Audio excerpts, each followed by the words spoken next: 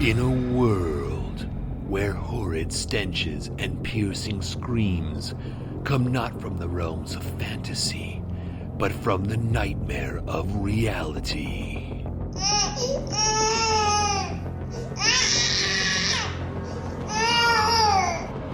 Come two heroes, bonded by love and the kind of desperation only parents can know. No! God, please, no! No! No! Behold, RPGs and Baby Makes 3, the greatest podcast in the history of all podcasts, by parents who have made a podcast about being gamers with a baby. Did I mention it's a podcast? Here are your hosts, Gretchen Hilmers and Rob Hessler.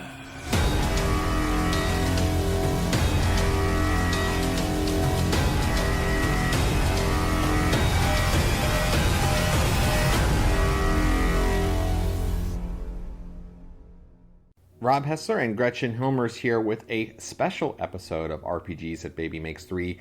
We wanted to respond to an article that just recently came out. It was published on Wired.com on December 31st of 2020 at 9 a.m. and it was called Dungeons, Dragons, and Diversity by Matthew Galtz. And we took a look at it and had some pretty strong responses, I think, and then we ended up showing it to our gaming group and got even more strong responses. So we kind of thought it might be interesting to talk about this article, not just from our own personal perspectives, but also from the perspective of parents and sort of how we might look at this issue.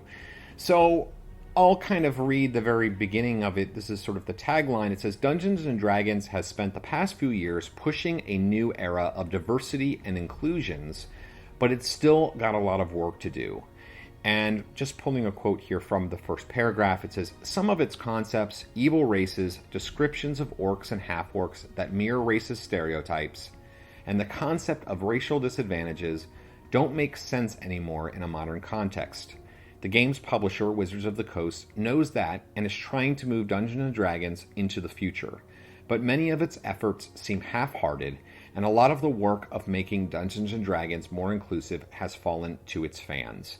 Now, we're going to talk about some of the specific things that it brings up in this column here, but Gretchen, kind of like, what's your first immediate reaction having read this? What are some of the things that kind of stood out to you? I mean, I've always had some questions about some questionable things. So something someone else also brought up that was very interesting was this concept of, underground creatures, dark elves, drow. They're always described as having black skin. And that always kind of rubbed me the wrong way because scientifically speaking, they should be really pale and kind of have translucent skin. So I was always really confused why it had to go in that direction. I think that there are some things about D&D, stereotype and race-wise, that have kind of stood out and rubbed me the wrong way, and I'm sure lots of other people, as well as sexism. And it's been, D&D used to be kind of a sausage party. Let's just put it that way. A white dude sausage party. Well, so this is interesting. And so you mentioned drow, of course. And so there was a blog post that Wizards of the Coast put out in June of 2020. And they quote from that blog post in this article, throughout the 50-year history of D&D, some of the peoples in the game, orcs and drow being two of the prime examples, have been characterized as monstrous and evil, using descriptions that are painfully reminiscent of how real-world ethnic groups have been and continue to be denigrated. That's just not right, and it's not something we believe in. So Wizards of the Coast is sort of thinking about this, at least in their public stance, that they want to kind of reduce that, and they've done a few different things. So there are some issues here. For example, they just recently released a Curse of Strahd revamped, and vampire. Yeah, because vampires. And it just came out, and that, of course, is an update of Curse of Strahd, which was one of the initial adventure modules for 5th edition Dungeons and Dragons, which was, of course, based on the original Ravenloft adventure that came out for 1st edition Dungeons and Dragons, although there's been many, many along the way, and that was written by Tracy and Laura Hickman. So they also go into a number of other sort of issues, like within Strahd, for example, there are a race of figures called the Vistani, and they're kind of a traveling group that is akin to The Romani. The Romani, right? And so, yes, so there is, some stereotypes that are included within the module which draw a comparison between them and the real life Romani. And so there are some issues there. The article also goes into a lot of detail about concerns over Oriental adventures and Asian cultures being used. And you know what's kind of funny about that is a couple weeks ago you asked me if I would be interested in doing that campaign, and my immediate response is, well, as long as it's not really exploiting the culture or, too laden with stereotypes. And then this comes out. Yeah, so it's interesting because Oriental Adventures, of course, came out in the mid-'80s, and it was written with nobody from Asian culture involved in it. And so it mixes and matches a number of different Asian cultural stereotypes, you might say. And there's a quote in here by Daniel Kwan, who was part of a panel that was concerning with Asian racial stereotypes in role-playing games. And he's also one of the people who took part in writing a 5th edition hardcover module compilation called Unbreakable. He was one of the writers for, and essentially it's a collection, by their tagline, is a collection of Asian myth and folklore themed adventures written for 5th edition Dungeons & Dragons. So it's meant to kind of speak about these things in a more, culturally sensitive way, in a way that's more accurate and realistic. But anyway, Kwan is quoted in this article as, assuming positive intent, Oriental adventures and similar products aren't written with racist or malicious intent, but rather through the misguided appreciation of cultural tropes, Kwan says. The resulting content lacks nuance, context, and can be harmful when used to create an other in a product that was originally designed to serve as an escapist fantasy for white people. So, kind of laying out the issues here, we're talking about drow, we're talking about half-orcs. There's one sort of description of half-orcs that a former freelance writer who has been very critical of Wizards of the Coast, Orion Black, wrote. He says, "My worst example was the half-orcs," says Black in the article. "If you read the half-orc section from the player's handbook, it uses language that is nearly one-to-one with language specifically used against inbreeding between black people and people of color. It sounds like I'm reading something about a black and white person from 1945. And then the article goes to quote from the player's handbook, the description. It says, "Their human blood gives them an edge over their full-blooded orc rivals. Half-orcs, grayish pigmentation, sloping foreheads, jutting jaws, prominent teeth, and towering builds makes their orcish heritage plain for all to see." So we've got a number of different examples here. We've got drow, half-orcs, orcs, anything from Oriental Adventures, and even the term Vistani. Oriental. Yeah, Vistani. There's a number of these examples. And I think let's just kind of talk about that first and foremost, because you and I have had very different reactions to this. So during the conversation that we were having with our role-playing group, I thought to myself, I remember when drow first came to my attention. It was back when I was in high school, and the books about Dritz Do'Urden came out. The drow ranger who escapes from the Underdark to go on all of these adventures across Faerun in the Forgotten Realms world. It was written by R.A. Salvatore. It spawned, I think there's over 20 books now. They've been bestsellers and all of this and that. And when I first heard about Dritz, I thought, awesome. If I play D&D, I want to play Dritz. I want to play a drow elf. They're super cool, right? And then when they came out as a player character race, the character itself had all of these powers and abilities. And so it was like powerful, and it was cool looking, and it, Dritz used 2 weapons and was kind of this, he basically kicked butt and was awesome. And so I wanted to play him. I never thought of it as through a racial connotation. I never thought of it that way. And so what I thought was kind of interesting, like when we were having this conversation, the difference between you and I, having grown up when it first came out, to me, like I'd never even thought of it that way. And I didn't even really think of it as like a racial stereotype at all until recent years when I heard people kind of start to express such a thing. But to you it was like almost immediate. Yeah, I mean, I don't really know why it stood out so quickly to me.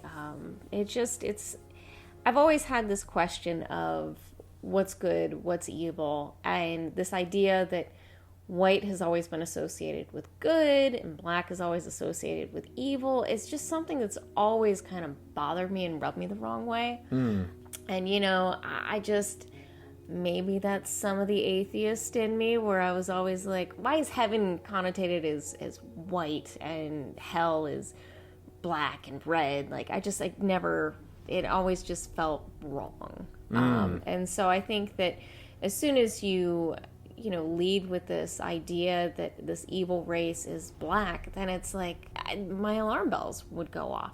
I think the concept of drow, yeah, awesome. Oh my God, so awesome. They sound so cool. Who wouldn't want to play it? But why do they have to be black? I kind of also feel like there's not a lot of race necessarily attached to, I mean, as far as I know, I mean, are dwarves all white? Well, no. I mean, so that's an interesting thing. So, like, but here's the thing when I'm just kind of talking about drow elves and you're kind of mentioning this. Okay, why do they have to be black? So they're black-skinned and they're evil. But in no other way do I really see any sort of racial stereotypes. It's not like that they have, like, caricatured black features like that that equate with our current, thing. And also, as I mentioned, they are powerful. They're not like a weak race or they're not a joke. You know what I mean? Like they're totally awesome. Like they are evil and they're kind of like considered to be inherently evil as far as a race goes. But it's like, I don't really see, if they didn't have black skin, would anybody think about race except for that we're kind of, I don't know, maybe we're more sensitive to talking about skin color. And then the fact that when we talk about race, we say the word race. And during our conversation, one of our gamers brought up and says, well, they should just say species instead of race. Because, like, let's go to this comment by Orion Black about half-orcs. So, he says, it brings to mind the language used against inbreeding between black people and people of color.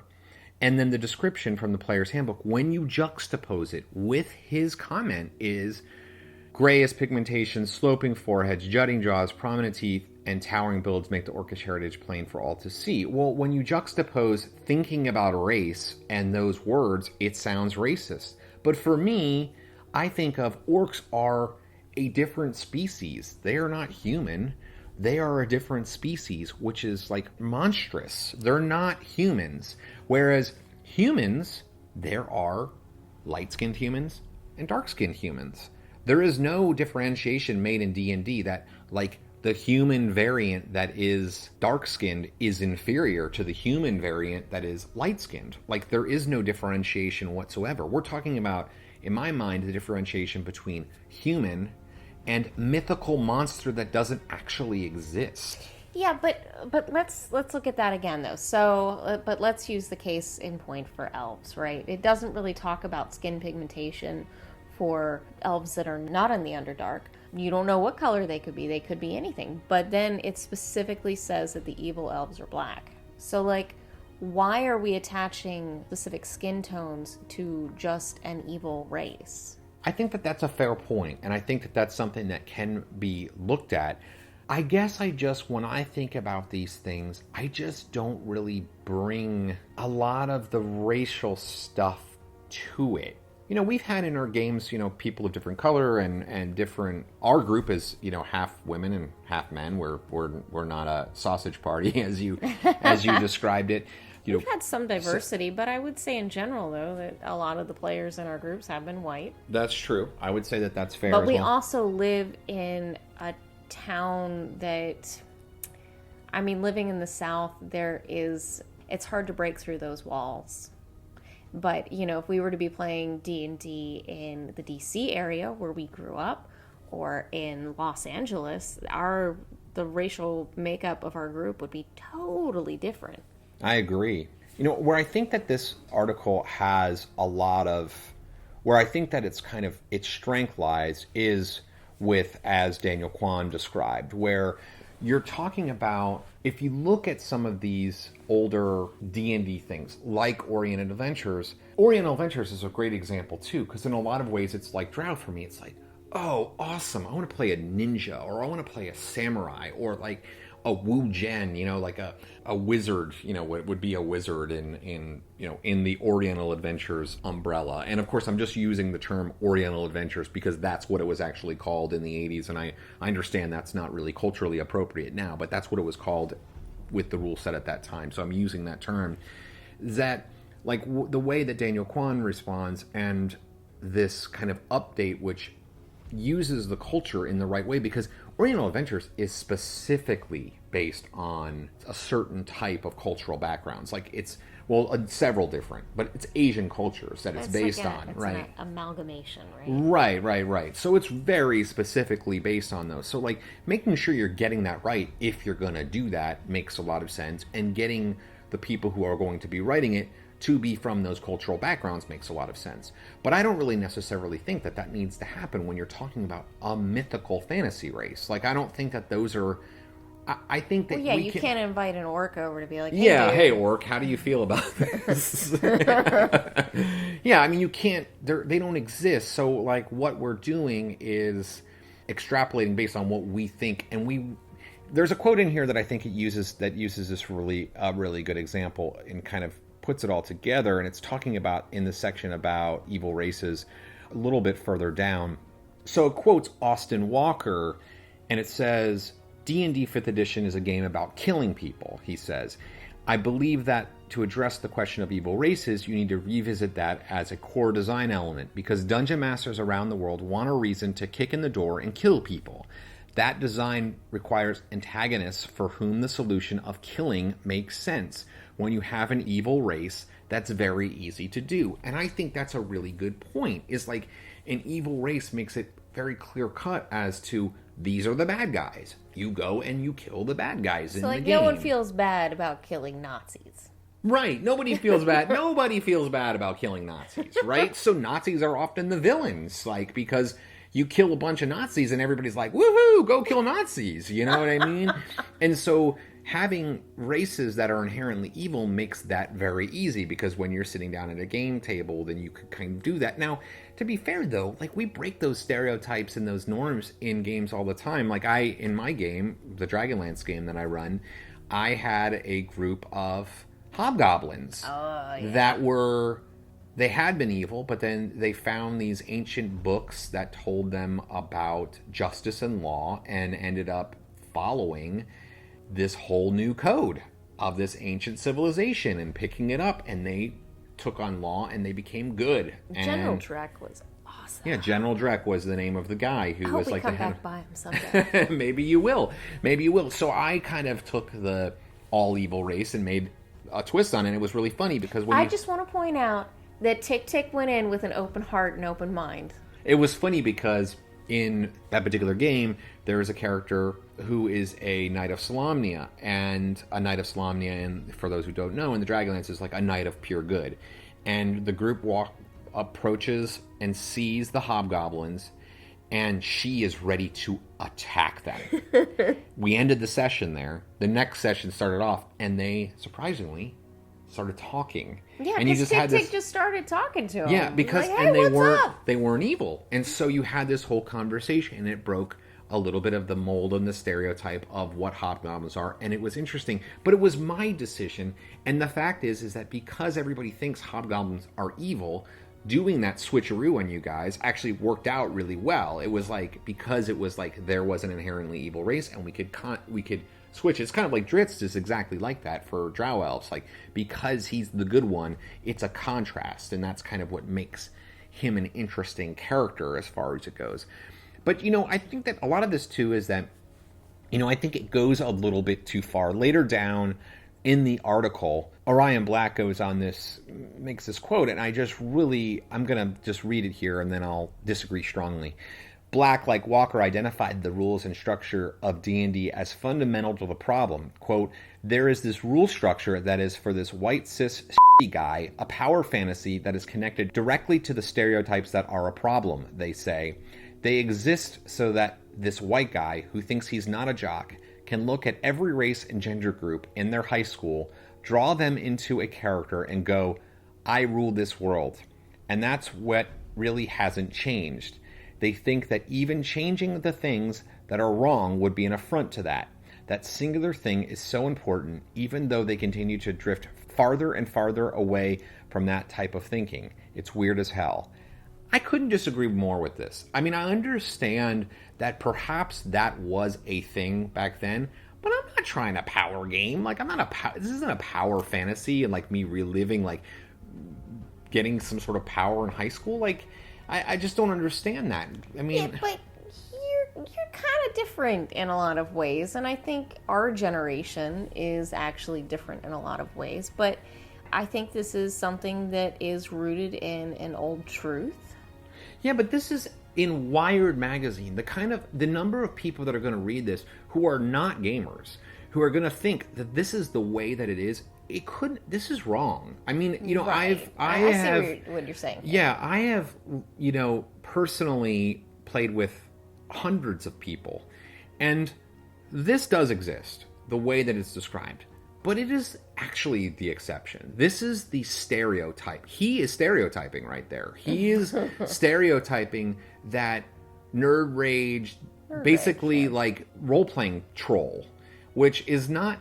It exists, but to my experience, but that at could least, be his truth. That's what he's experienced. Perhaps that is his truth, but I mean, I don't know. That's, as somebody who is involved in the gaming community and linked to many, many, many groups, this is definitely the exception, not the rule. And I would say, in particular, I'm seeing the biggest rise in gamers is women. I mean, I think that's a huge... we're coming out on top. Huge thing. And actually, I think that kind of brings me to one other topic I wanted to raise regarding this article, is that it spends all of this time talking about racial issues and spends almost no time talking about the gender issues that D&D has, which I think are actually far more significant than the racial issues. And what is so funny is this article has a very attractive black woman in somewhat revealing clothes as like throughout the article. Mm-hmm. And I'm like, they almost in a way are using, to a certain extent, her sexuality as to sell the article. Are any women actually quoted in this article? I don't recall seeing any women quoted in this article. That's a great example. There's not a single woman quoted in this article. And, I think that's kind of a funny, it's sort of funny, like, oh, you better be careful when you start throwing stones, because you're in a glass house there, in that regard. Yeah, boobies sell. And to be honest with you, is that the legacy of misogyny in D&D is much more inherent to it than the racial issues to me. Well, I can't speak for the racial issues, but I do know that women characters, they're always depicted as being in skimpy armor. Well, they used to. It's much better now. Right. And we tried to watch the original, that animated Dragonlance, and oh god, what was her name? Tika, and her boobs are just bouncing. And there was even like a ball wong like thing, and I'm like, what? And and also women were really looked down on and treated poorly. And this isn't just like a D&D thing. This is across gaming platforms, period. Yeah, it's an issue. D&D, video games, women are, it's come down to us being threatened. And I'm actually waiting for the day the shoe drops where someone starts saying some crap about me, because I just feel like that's how this is. And it could happen. I am aware that this is something that will most likely happen. And, women are just... It's tough. It's a difficult topic, and I think that women in gaming is something that is, and I wish they would have kind of brought in a little bit more of that. But let's just kind of pivot here a little bit to how this relates to the main focus of our podcast, which is RPGs and Baby Makes 3, because we're gamers with a kid. And so, like, we're looking at the future of this game. So, like, our kid is not going to be playing, well, maybe we'll teach him 2nd edition Dungeons & Dragons, which we play, or 5th edition, which is really popular right now, which we've, you and I haven't played together, but I've played some of. We also play in a Pathfinder game. By the time that he is of gaming age, it'll be 6th edition or maybe even 7th edition before he's, like, really playing games, if he even decides to play at all, He's like, give me those shiny click-clack rocks so I can roll. But I mean, like, I don't want a game to reinforce racial stereotypes. When I think about that, like, I don't want my kid to pick up a game and be like, ooh, and, like, just even subconsciously make a comparison of drow elves are black and they are evil, so black people I see are evil. Like, I don't want him to make that comparison and that judgment. So I feel like these things aren't going to go away. Even if they remake the game into something different in future editions, the legacy of what D&D is going to continue on. Right, but just like racism in general, it all starts here at home. Yeah, exactly. And the way that you run games, the way that we play games, the way that our friends have games, it's not something that is a focus. It's just very inclusive, and it bridges the gap between race and sexuality, and I think that by making sure that you're keeping it inclusive and teaching your kids that our differences are what bring us together, I think it all starts at home. I agree. I mean, it's like we have the opportunity to show him, and if these issues do come up, to just kind of like tell him and explain to him what is going on with this kind of stuff. I was thinking, about my own game in comparison to this and the way that I deal with it, because you actually came upon a character who was a Japanese character, essentially, based on Japanese ideas. You came upon in my D&D game, and the character was named Shenjinzo, and the way I played him was nobody thought I didn't play him like a stereotype. He was a wizard, and he kind of took an interest in one of the party members to train her, and he wasn't a caricature, for example. And then that reminded me of another example, is that you actually met a lesbian character, but I never even, like, it never really played any role, because, like, it's not like we're having sexual encounters in the game anyway, but the character was a lesbian, and you kind of picked up on it, but I didn't really overplay it. It was just like she was, not really responding to any of the men who were trying to pick her up at the bar, and, like, you know what I mean? Like, it was just, like, that was pretty much that was the only outward show that she was a lesbian character. And even then, she could have been straight and just not interested. Yeah, exactly. But you don't focus on the sexuality. If you want to make a point about something, you focus on it. And you're not the kind of person to make a point and focus on something. You're just there to play a game. You're there to have fun. You allow your players to draw conclusions. You don't force the issue. You don't add stereotypes. You just do. Yeah. And I think your creativity is something that stands out. And it's...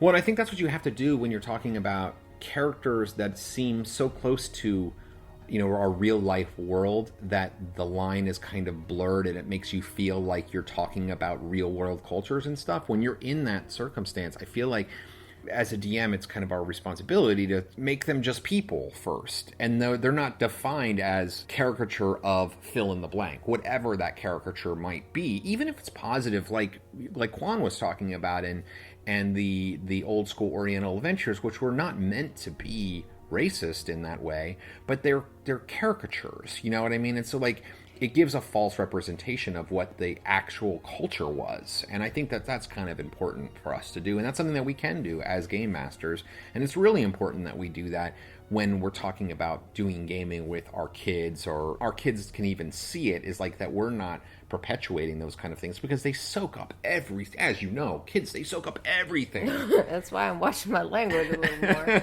I know, and it's hard, right? I mean, so you have to be careful to do that. Here's also the thing, though, is you have to teach them about the past. You have to show them what history was.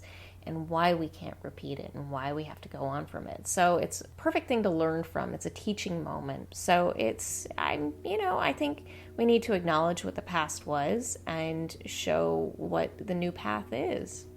Absolutely. That's a really great point. And I think that this article is going to bring up a lot of conversation and a lot of interest, and I'm curious to hear what other people have. You can send us an email if you'd like at rpgsandbabymakes3@gmail.com if you want to talk to us about this or any other topics. Again, the article is titled Dungeons, Dragons, and Diversity by Matthew Galt, and it was published in Wired magazine at wired.com on December 31st, 2020 at 9 a.m. So look up that article and see what you think, because I think it's very provocative. RPGs and Baby Makes 3 is a production of Gretchen and Rob sitting on their couch. Email the show at rpgsandbabymakes3@gmail.com. You can find more episodes on Podbean, Spotify, and iTunes, as well as on our free Patreon page at patreon.com/RPGs and Baby Makes 3.